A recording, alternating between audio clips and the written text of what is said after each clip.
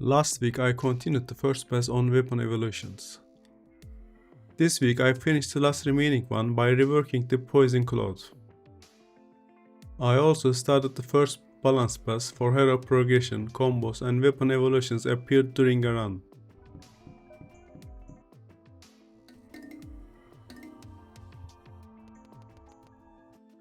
I started the week with the poison cloth since it was the last weapon still missing an evolution.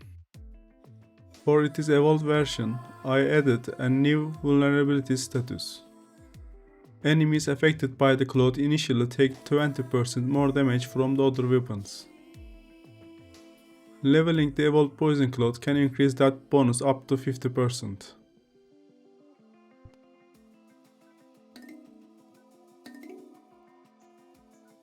I wanted the evolution to have a cracked corrosive appearance, so my first attempt used golden cracks on both the monsters and the cloth itself. The cracks worked well as a status effect on enemies because they clearly showed which monsters were vulnerable. Running the same effect through the cloth did not make as much sense visually, so I kept the golden cracks on the monsters and tried a different approach on the area effect.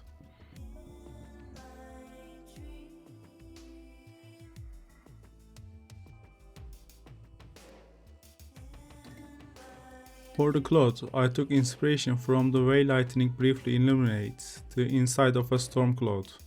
Instead of visible lightning bolts, I wanted short corrosive flashes to light up different parts of the poison cloud. While experimenting with this, I realized the existing cloud shape did not work well with the effect I wanted.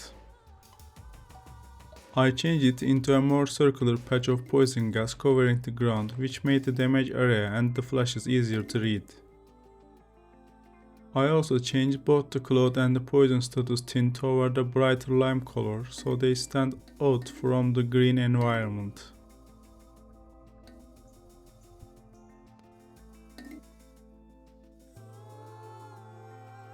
With the final weapon evolution implemented, I used the rest of the week to plan the first progression and balance changes.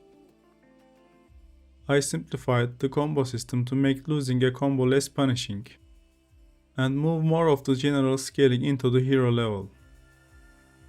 Once I had the structure planned, I started the first implementation pass. I still want spawning monsters to be the main decision during a run. When the game becomes harder, the player has to decide whether spawning more enemies is worth the risk or whether to slow down and let the combo break.